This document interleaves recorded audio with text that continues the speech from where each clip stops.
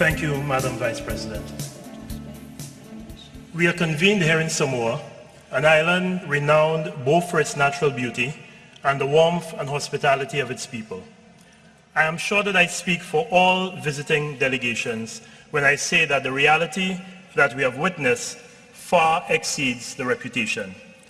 Not only have the arrangements for this conference been exceptional, but the distinct island warmth and charm of the people of Samoa have been outstanding. Therefore, to the government and people of Samoa, Penina Ole Pacifica, the Pearl of the Pacific, I say Fa'afetai and Fa'amalo. Thank you and congratulations. Many of us have traveled long distances to be here, some with several stops along the way.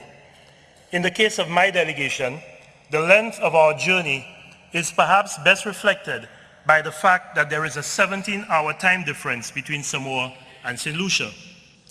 Similarly, Mr. President, the community of small island developing states has journeyed long and far over the past 22 years, with many stops en route. From our conception in Rio to our birth in Barbados and various milestone birthdays along the way in Mauritius and in Rio +20, and now our celebration of our very own International Year of SIDS here in Samoa, we have all traveled in pursuit of a sustainable future. However, while all of us gathered here in Samoa can safely say that we have truly arrived at an island paradise, the record shows that our community of small island nations has yet to arrive at a point or a port of sustainability. Previous speakers have emphasized the fact that SIDS represent a special case for sustainable development. The basis for this special status, size, remoteness, vulnerability to external shocks, among others, is well documented.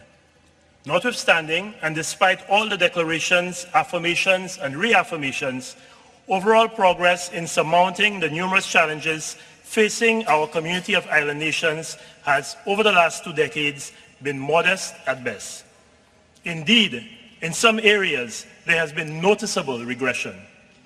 The slow pace of progress, especially over the last decade, can be ascribed to many factors, including, but certainly not confined to, a prolonged economic recession, static or dwindling support on the part of some developing partners, the failure of key partners to fulfill their pledge to scale up climate finance, the seeming eagerness of some to prematurely graduate our countries to middle-income status based on outmoded criteria that are clearly out of step with the empirical studies on vulnerability and resilience, and the relentless succession of catastrophic events, some fueled by climate change, which has resulted in what can best be captured by the acronym ERASER, extreme and rapid socio-economic reversal. By way of an example, in 2010, my country, St. Lucia, after having gone through one of the worst droughts in 40 years, experienced Hurricane Thomas, which deposited 600 millimeters or 24 inches of rain in 24 hours. Hurricane Thomas claimed several lives and in one fell swoop instantly erased 50% of our country's GDP. On Christmas Eve last year, a day when St. Lucians traditionally focus on faith, family, food, and festivities, the skies unexpectedly darkened and unleashed torrential downpours that resulted in death, damage, debt, and despair. Unfortunately, this event will forever be remembered as the Santa Trough. In recent times, extreme weather events have become the terrifying norm for the peoples of SIDS.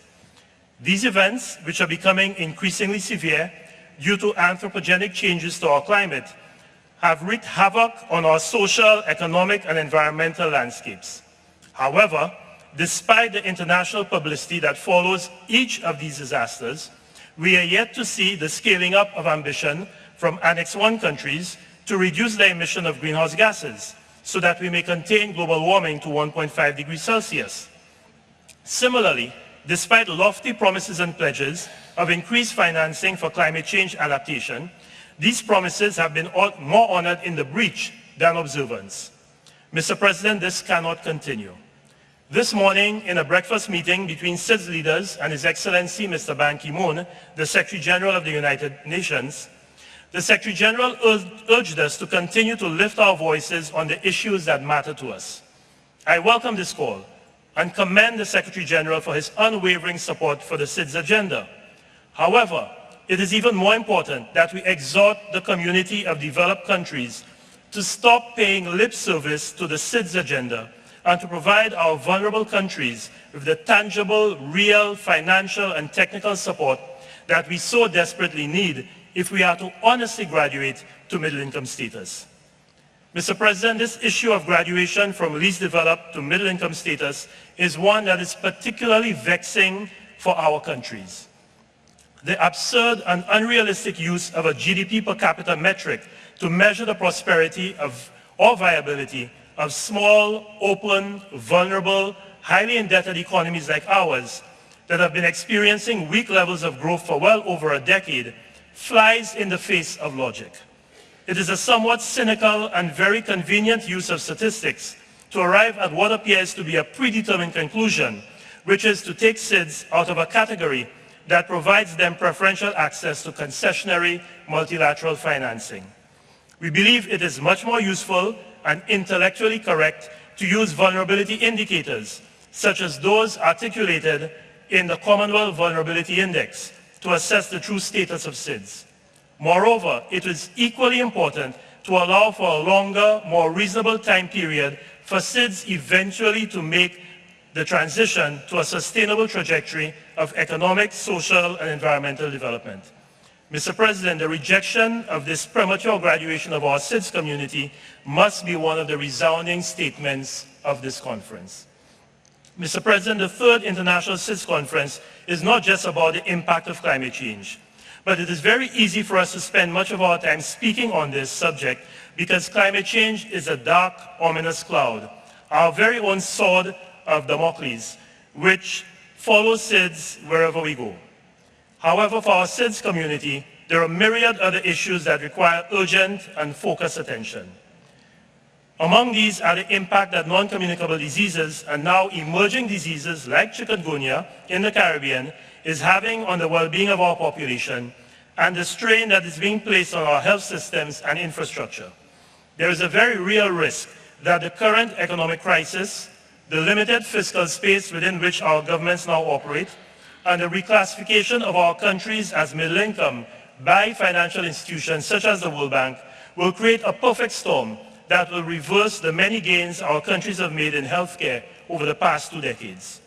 Mr. President, the management of our water resources poses a serious challenge for many SIDS. This year, as Minister of Responsibility for Water, I had the unfortunate duty to declare a water-related emergency in my country for the months of May, June, and July. All of the modeling data suggests that this will be a more common occurrence in coming years, with predictions of as much as a 25% reduction in water availability in the future based on projected rainfall. The effects of this on economic activity, health, and other social sectors are obvious. There are many interventions that we can make to develop greater resilience in our water systems, including increasing reuse and recycling of wastewater, reducing deforestation, investing in rainwater harvesting, ameliorating storage systems, minimizing losses from delivery systems, more strategic conservation measures at the domestic and commercial levels, and developing artificial wetlands, such as was done in the community of Oli-Denri in my home country through the JEF-funded Integrated Watershed and Coastal Areas Management Project. However, like with so many of these interventions, financial and technical support will be required. Mr. President, the Honorable Frondell Stewart, the Prime Minister of Barbados, the country in my Caribbean region where this journey started 20 years ago, often speaks of the importance of the SIDS collective. This is a reference to the need for our community of SIDS to speak together and as one in international fora. The Alliance of Small Island States, AOSIS, has done an exceptional job in representing the interests of SIDS in the international community on climate change. However, given the multiplicity of issues that confront SIDS and impact and constrain their sustainable development and viability, it may be opportune for us to consider an expansion of the mandate of AOSIS to encompass the other critical needs and concerns of SIDS. Mr. President, the theme chosen for this conference is the sustainable development of small island developing states through genuine and durable partnerships. Clearly, if we are to see meaningful or rapid, as opposed to modest or negative progress in the next decade, we must breathe life into this motto and not let it become an empty platitude after we have left up here. We must redouble and accelerate our efforts to regain lost ground and to seize opportunities delayed and denied. Many of the urgent issues treated in the draft outcome document of this conference are challenges related to the global commons and are decidedly not of SIDS' own making. In the realm of social and economic development, from gender equality and youth unemployment to crime and violence, from non-communicable diseases to death, SIDS are grappling with urgent issues that are inextricably linked to global realities. If we see these issues as global, then it follows that in an increasingly interdependent world, we must develop an approach that involves all nations working within a framework of collective action.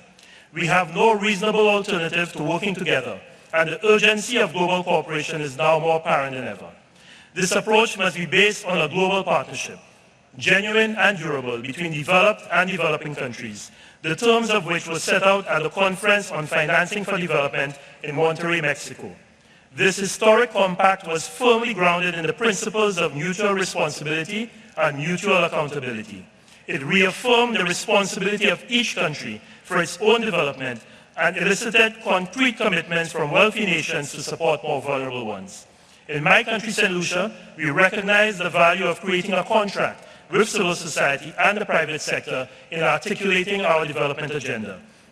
This is why, Mr. President, it gives me great pleasure to append to my statement to the general debate of this third international conference a declaration on climate change containing over 2,000 signatures by the St. Lucia chapter of the Caribbean Youth Environment Network and a statement from over 40 civil society organizations in St. Lucia. This partnership must be extended to the private sector, local, regional, and international. The institutions that have grown big and profitable by feeding, sometimes unsustainably, off the substrate of resources that many of us are trying to manage. This concept of a partnership where the private sector makes tangible, unconditional investments into the development of vulnerable countries like ours must be a central theme of the post-2015 development agenda. Allied to this is the need for us to avoid a one-size-fits-all approach and to work together to identify and apply solutions that fit our respective circumstances and needs, whether with respect to sustainable energy, biodiversity, water security, human health, oceans management, or research. In this regard, imagination, ambition, vision, and commitment will be needed, along with a more intelligent alliance between public institutions, private enterprise, and civil society. Mr. President, we are gathered here at the most critical juncture on our journey towards the sustainable development of our countries. How we deal with the global challenges over the next 10 years will determine not just the fate of SIDS, but that of our entire planet for generations. Our children and their children will depend on us to take action, rather than just fill halls such as these with lofty, impressive words. It is we, not they, who must execute the commitments that we have made and to move from the realm of aspiration to a posture of implementation. Let this third International SIDS Conference be the place where we adopt and apply an entirely new paradigm and practice of collaboration that supersedes the traditional silos that have divided governments, philanthropies, and private enterprise for decades, and replace it with networks of partnerships working together to create a globally prosperous and sustainable society. Let us truly ensure that the Samoa pathway lives up to its name and its goal, which is to accelerate action on the issues that matter to SIDS. I thank you.